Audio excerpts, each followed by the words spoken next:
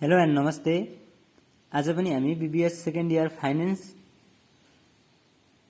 सब्जेक्टको chapter 3 time value of money को numerical problem गर्ने क्रममा सिरियल नम्बर 10 2074 क्वेशन नम्बर 13 को क्वेशन सल्भ गर्न गइरहेका छौं। क्वेशनले के भन्दैछ भनेर हामी अब पढ्ने छौं है। The management of Vikas Publication decided to buy a printing press by taking a loan of rupees 10 lakh for 3 years from Nepal Bank Limited. The loan bears a compound annual interest rate of 10% and calls for equal annual installment payment at the end of each year for 3 years. A number ma bhanyo what is the amount of annual payments? B नम्बरमा भन्दैछ prepare loan amortization schedule र C नम्बरमा भन्दैछ what fraction of payment made in year two represent the principal भन्यो है। अब क्वेशनले के भनेको भन्दाखेरि the management of Vikas publication decided to buy a printing press. यो विकास पब्लिकेसन लिमिटेडको म्यानेजमेन्टले के डिसाइड गर्दैछ अरे भन्दाखेरि एउटा प्रिन्टिङ प्रेस किन्ने। त्यो प्रिन्टिङ प्रेस चाहिँ कसरी किन्ने भन्दाखेरि एउटा लोन लिएर चाहिँ नेपाल बैंक लिमिटेडबाट चाहिँ लोन लिएर चाहिँ प्रिन्टिङ प्रेस किन्ने डिसाइड गर्दैछ अरे। अब त्यो प्रिन्टिङ प्रेस कति लोन लिन आँट्दैछ भन्दाखेरि 10 लाख रुपैयाँ चाहिँ 3 वर्षको लागि लोन लिँदैछ। अब त्यो लोन लिए बापत इन्ट्रेस्ट कति पर्सेन्टले तिर्दैछ भन्दाखेरि इन्ट्रेस्ट रेट 10%। ले कम्पाउन्ड एनुअल भनेको वार्षिक 10% ब्याज दरले ब्याज तिर्ने हिसाबले 10 लाख रुपैयाँ 3 वर्षसम्मको लागि लिने डिसाइड गर्दै रहेछ, डिसिजन लिँदै रहेछ है। अब calls for equal annual payment at the end of each year of 3 year भनेको चाहिँ हरेक वर्षको अन्त्यमा बराबर पैसा 3 वर्षसम्म तिर्छ भनेपछि बराबर पैसा तिर्नु। अनि at the year of 3 years end of year भनेपछि चाहिँ एन्युटी हो। एन्युटी पनि कस्तो भने बराबर पैसा तिर्ने भनेपछि पेमेन्ट चाहिँ गर्ने रहेछ। यसले हरेक वर्षको अन्तिममा 3 वर्षसम्म पेमेन्ट गरेर चाहिँ यो पैसा चुक्ता गर्ने रहेछ 10 लाख बराबरको है। अब ए नम्बरले भन्दैछ what is the amount of annual payment. त्यो हरेक वर्ष एउटै समान पैसा तिर्ने पैसा चाहिँ कति हो त भनेर सोध्दैछ। अब बी नम्बर भन्दैछ prepare loan amortization schedule. Loan amortization schedule बना भनेर भन्दैछ। अब सी नम्बरले भन्दैछ what fraction of payment made in year two represent the principal भनेको कति प्रतिशत चाहिँ पेमेन्ट गर्छ अरे त 2 वर्ष इयर 2 मा चाहिँ कति प्रतिशत पेमेन्ट गर्छ त प्रिन्सिपल पनि तिर्ने हिसाबले भनेको हाम्रो एउटा फिक्स हुन्छ है। इन्ट्रेस्ट त अब भनेको हाम्रो 10% छ, 10% पनि फिक्स हुन्छ। अब एक वर्षको घटेर सुरुमा ब्याज तिर्छ, ब्याज भन्दा बढी अब पेमेन्ट त बढी हुन्छ ब्याज भन्दा जहिले पनि। अनि बढी भएको कारणले गर्दाखेरि त्यसमा साउ पनि घटेर आएको हुन्छ। फेरि दोस्रो वर्षमा पनि त्यसरी नै साउ घटेर आएको भएको कारणले गर्दाखेरि कति साउ चाहिँ तिरिसक्यो त ब्याज त त्यो अब साउको चाहिँ कति प्रतिशत तिरिसक्यो भन्ने कुरा चाहिँ व्हाट फ्र्याक्सन अफ पेमेन्टको कति पर्सेन्ट चाहिँ साउमा पेमेन्ट तिर्दाखेरि चाहिँ साउमा कति पर्सेन्ट तिरिसकेको हुन्छ त यो 2 वर्षको बिचमा पिरियडमा भनेर चाहिँ सोध्दैछ। अब हामी यसलाई सल्भ गर्नतर्फ लागौँ। अब सल्भ गर्दाखेरि हाम्रो फर्स्ट पार्टमा सोधेको छ ए नम्बरमा सोधेको कुरा भनेको what is the amount of annual payment हो। अब एनुअल पेमेन्टको लागि चाहिँ हाम्रो क्याल्कुलेसन के हुने भयो भन्दाखेरि सुरुमा हामीलाई दियो अमाउन्ट अफ लोन। यो अमाउन्ट अफ लोन भनेको आजको दिनमा हामी लोन लिने भएको कारणले गर्दाखेरि यो अमाउन्ट अफ लोन चाहिँ हाम्रो प्रेजेन्ट भ्यालु पनि हो है, प्रेजेन्ट भ्यालु पनि हो। त्यसकारणले अब amount of loan equal to rupees 10 lakh rupees loan amount भयो। त्यो भनेको चाहिँ हाम्रो प्रेजेन्ट भ्यालु हो। आजको दिनमा हामी लिने भएको कारणले गर्दाखेरि लोन भनेको त अब पछि लिँदैन नि त, लोन लिइसकिसकेपछि त आजको दिन हुन्छ प्रेजेन्ट भ्यालु, त्यस कारणले प्रेजेन्ट भ्यालु हो है। अनि नम्बर अफ पिरियड एन्ड भनेको हामी 3 वर्षसम्मको लागि लोन लिँदैछौँ। इन्ट्रेस्ट रेट भनेको कति पर्सेन्ट हामी ब्याज तिर्छौँ त त्यो लोनको भन्दाखेरि 10% चाहिँ हामी ब्याज तिर्ने रहेछौँ वार्षिक ब्याज। अब हामीलाई सोध्दैछ पेमेन्ट इक्वल टु वाट। अब पेमेन्टको फर्मुला के हो त भन्दाखेरि amount of loan divide by PVI I% N year. यो PVI किन हेरियो त भन्दाखेरि हाम्रो यो अमाउन्ट अफ लोन भनेको जुन प्रेजेन्ट भ्यालु हुन्छ, प्रेजेन्ट भ्यालुसँग रिलेटेड भनेको PVI अनि ए चाहिँ किन भएको भन्दाखेरि हामी पेमेन्ट निकाल्दैछौँ। पेमेन्ट भनेको हरेक वर्ष इक्वल पैसा तिर्ने भएको कारणले गर्दाखेरि यो पिबिआइएफ मात्रै हुन्थ्यो, यहाँ अनइभन थियो भने यो हरेक वर्ष इक्वल पैसा तिर्नु भनेको इभन क्यास फ्लोमा चाहिँ हाम्रो पिबिआइएफए फ्याक्टर लाग्ने गर्छ। अब आई पर्सेन्ट भनेको हाम्रो 10% छ अनि एन इयर भनेको 3 वर्षसम्म छ। त्यस कारणले गर्दाखेरि अब अमाउन्ट अफ लोनको भ्यालु 10 लाख रुपियाँ छ, त्यही 10 लाख रुपियाँ यहाँ लेखियो। अब पिबिआइएफए 10% 3 इयरको भ्यालु हाम्रो 2.4869 हुन्छ। त्यो तपाईँहरूले टेबलमा पनि हेर्नु होला। अब 10 लाख डिभाइड बाई 2.4869 गर्दाखेरि हाम्रो कति हुने हो त भन्दा 4,02,107.04। Therefore annual payment PMT equal to कति हुने रहेछ त भन्दाखेरि रुपिस 4,02,107। यो 04 मैले लेखिनँ किनभने हामीलाई बी नम्बरमा सोध्दैछ। एप्रोक्सिमेटली हाम्रो 4,02,107 सरी यहाँ एउटा 0 बढी लेखेछ। 4,02,107 एप्रोक्सिमेटली लेखिदिएँ मैले किनभने यो 04ले गर्दा अहिले हाम्रो लोन एमोर्टाइजेसन बी नम्बरमा भनेको छ कि लोन एमोर्टाइजेसन सेड्युल बनाउँदाखेरि अहिले त्यो 04ले गर्दाखेरि हाम्रो क्यालकुलेसन मिस्टेक हुनसक्छ। पोइन्ट पछाडि बढी आउने भएको कारणले गर्दाखेरि हामीले 4,02,107 मात्रै भ्यालु राखेर गर्दाखेरि हामीलाई सजिलो हुन्छ। अब बी नम्बरमा लोन एमोर्टाइजेसन सेड्युल बना भनेको छ। अब हामी लोन एमोर्टाइजेसन सेड्युल बनाउनको लागि चाहिँ फर्मेट के हो त भन्दाखेरि सुरुमा इयर लेख्ने, बिगिनिङ ब्यालेन्स सुरुको ब्यालेन्स चाहिँ हाम्रो कति हो त्यो लेखिन्छ।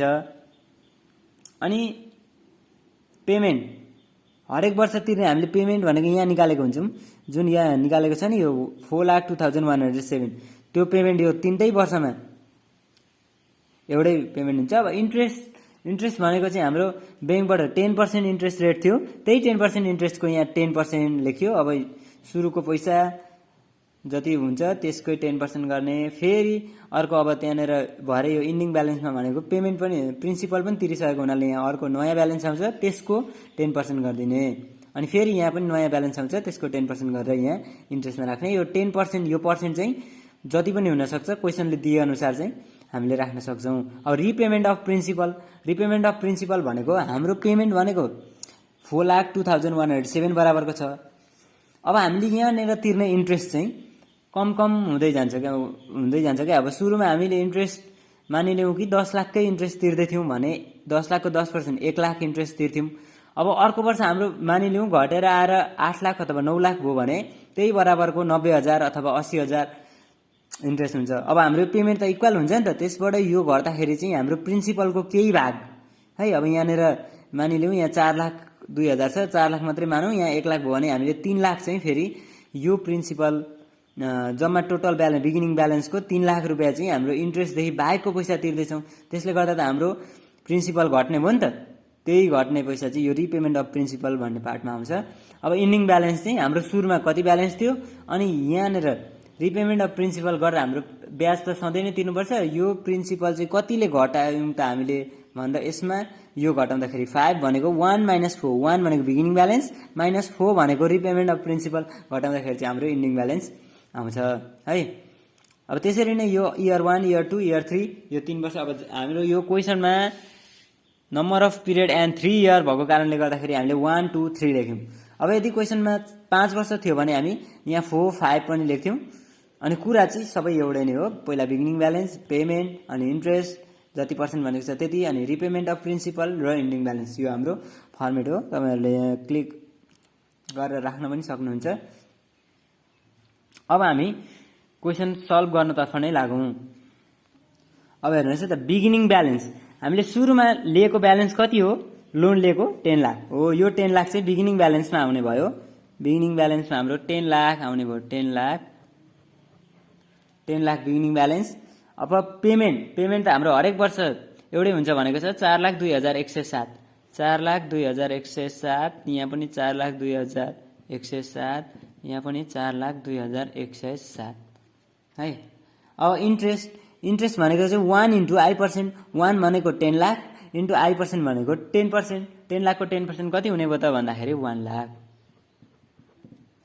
रिपेमेन्ट अफ प्रिन्सिपल भनेको यो रिपेमेन्ट अफ प्रिन्सिपल भनेको हाम्रो पेमेन्ट 4,02,107 बराबरको हामी पहिलो वर्षको अन्तिममा अथवा एउटा पिरियडमा तिर्छौँ, सर्टेन पिरियडमा 4,02,107 रुपियाँ तिर्छौँ, दोस्रो वर्षमा पनि 4,02,107 तिर्छौँ र तेस्रो वर्षमा 4,02,107 गरेर हामी यो लोन चुक्ता गर्छौँ। अब त्यसमध्येको पनि हामी इन्ट्रेस्ट चाहिँ कति तिर्दो रहेछौँ त? जम्मा 10 लाखको इन्ट्रेस्ट 10% भनेको कारणले 1 लाख रुपियाँ भयो।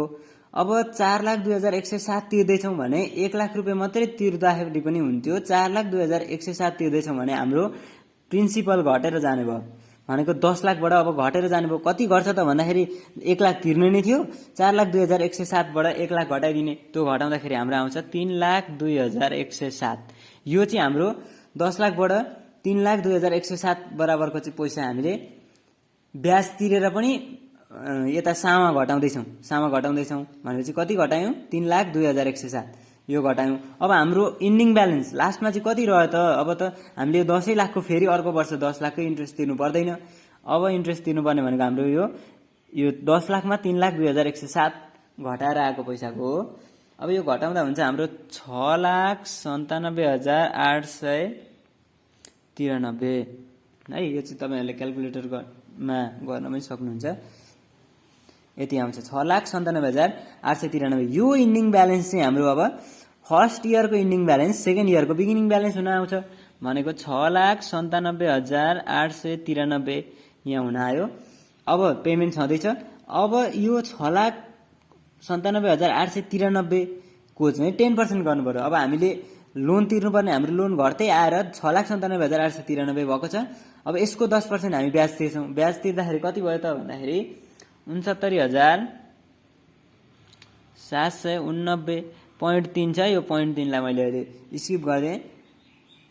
69,789 चाहिँ हामीले इन्ट्रेस्ट तिर्ने रहेछौँ। अब फेरि यो त इन्ट्रेस्ट तिर्नुपर्ने थियो, यहाँ बढी पैसा तिरिरहेछौँ, यसमा यो घटाउने हाम्रो प्रिन्सिपल कति तिर्यौँ भन्ने कुरा निक्लिन्छ। अब यसमा यो घटाउँदाखेरि हुन्छ हाम्रो 3,32,318 हुन्छ। 3,32,318 चाहिँ यसको यो मध्येको पनि 3,32,318 पैसा तिरिसक्यौँ। अब बाँकी रहेको भनेको यसमा यो घटाइदिने, यसमा यो घटाउँदाखेरि हुन्छ हाम्रो 3,65,575। 3,65,575 यो हुन्छ। अब हामीले जम्मा इन्ट्रेस्ट तिर्नुपर्ने भनेको यो 3,65,575 को हो। अब यो इन्डिङ ब्यालेन्स, सेकेन्ड इयरको इन्डिङ ब्यालेन्स चाहिँ हाम्रो थर्ड इयरको बिगिनिङ ब्यालेन्स हुन आउँछ 3,65,575 हो। अब हाम्रो यतिको मात्रै इन्ट्रेस्ट तिर्नु छ, त्यस कारणले गर्दा 1 × I% भनेको 3,65,575 को 10% गर्ने हुँदाखेरि कति हुन्छ भन्दाखेरि 36,557.5 हुन्छ। त्यसलाई मैले 36,558 लेखिदिएँ है, यो राउन्डिङ फिगर गरेर लेखिदिएँ मैले। अब हाम्रो जम्मा 36,558 तिर्नुपर्ने, हामीले त तिरिरहेछौँ 4,02,107। यसमा यो घटाइदिने, हाम्रो प्रिन्सिपल कति तिर्यो भन्ने कुरा यहाँ आउँछ 3,65,549 है। अब हाम्रो नियमअनुसार के गर्छौँ त भन्दाखेरि हामी बिगिनिङ ब्यालेन्समा रिपेमेन्ट अफ प्रिन्सिपल घटाइदिन्छौँ। यो घटाउँदाखेरि हाम्रो इन्डिङ ब्यालेन्स आउँछ। यो हाम्रो आयो 26 -26 आयो।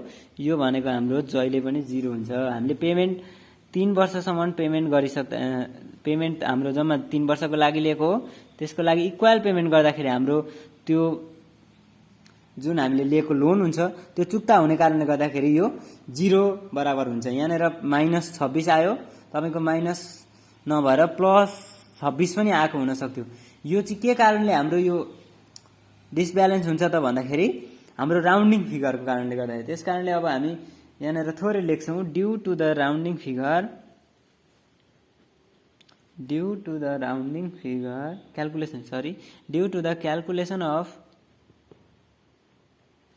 of rounding figure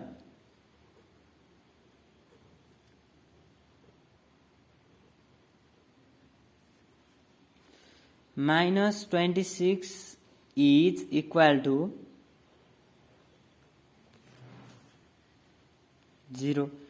किनभने हामीले यो -26 चाहिँ 0 बनाउँछौँ किन भन्दाखेरि क्यालकुलेसन राउन्डिङ फिगरको क्यालकुलेसन गर्दाखेरि अघि हामीले यहाँ 4,02,107.04 थियो, त्यसलाई 04 लाई सेभ गऱ्यौँ। अनि यहाँनिर 0.3 आएको थियो त्यसलाई पनि स्किप गर्यौं, यहाँ 0.5 आएको थियो त्यसलाई बढाइदियौं। यसरी नै हामीले जुन राउन्डिङ फिगर गरेको हुन्छौं त्यो गर्दाखेरि हाम्रो घटबडी आएको। तर हाम्रो यो लास्ट पेमेन्ट मतलब पेमेन्टको लास्टमा चाहिँ हामीले यो जति सुरुमा लोन लिइसकेको त्यति नै बराबरको पैसा हामीले तिरिसकेको हुन्छौं अथवा चुक्ता भइसकेको हुन्छ। त्यसकारणले यहाँनिर हाम्रो यो लास्ट इयरको इन्डिङ ब्यालेन्स जहिले पनि 0 हुने गर्छ है। तपाईहरु नजुकिनु होला। यो यसरी माइनसमा आइदियो अथवा ठ्याक्कै 0 आएन भने चाहिँ due to the calculation of rounding figure यहाँ जति आउँछ त्यो भ्यालु इज इक्वल टु 0 भनेर लेखिदिने। हामीले यति गर्दाखेरि हाम्रो रिजन पनि पुग्यो है। अब हाम्रो सी नम्बरमा के भनेको छ भन्दाखेरि what fraction of payment made in year two represent the principal. कति पर्सेन्ट छ त payment made of year two represent the principal भनेको हाम्रो प्रिन्सिपल चाहिँ कति तिरियो त, प्रिन्सिपलको भाग चाहिँ कति तिरियो यो इयर 2 मा भनेर सोध्दैछ। अघि हामीले जुन यहाँनिर यो रिपेमेन्ट अफ प्रिन्सिपल भनेर निकालेको छ यो कोलम छ नि हाम्रो, यो 3,65,549 इयर 3 मा छ। अब हाम्रो पेमेन्ट भनेको 4,02,107। यसरी नै हाम्रो यो दोस्रो वर्षको यो 3,32,318 को चाहिँ हामीले कति पर्सेन्ट चाहिँ प्रिन्सिपल तिर्यौं त भनेर चाहिँ क्वेशनले सोध्दैछ। अब यसको फर्मुला पनि हुन्छ। फर्मुला के हो त भन्दाखेरि C number percentage of principal है, percentage of principal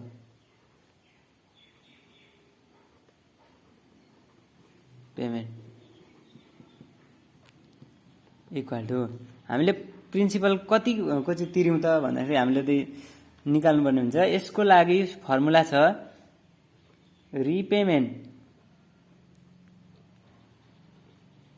repayment of principal जुन इयरको भनेको छ त्यही PRINCIPAL है, principal divide by payment, payment भनेको PMT इन्टु 100। अब जुन इयरको भनेको छ त्यही इयरको हाम्रो क्वेशनमा चाहिँ 2 इयर भनेको कारणले गर्दाखेरि अब सेकेन्ड इयर यहाँ हेर्दिने। सेकेन्ड इयर यो 2 इयरको सिधा जाने। यहाँ रिपेमेन्ट अफ प्रिन्सिपल कति छ त भन्दाखेरि हाम्रो 3,32,318 3,32,318 डिभाइड बाई पेमेन्ट। हाम्रो पेमेन्ट चाहिँ कति हो भन्दा हरेक वर्ष एउटै इक्वल हुन्छ, त्यो चाहिँ 4,02,107 4,02,107 इन्टु 100 चाहिँ किन गरेको भन्दा पर्सेन्टेज छ। यो पर्सेन्टेजमा लानको लागि 100 ले मल्टिप्लाई गरेको। यति गर्दाखेरि हाम्रो कति आउँछ त भन्दा 82.64% है।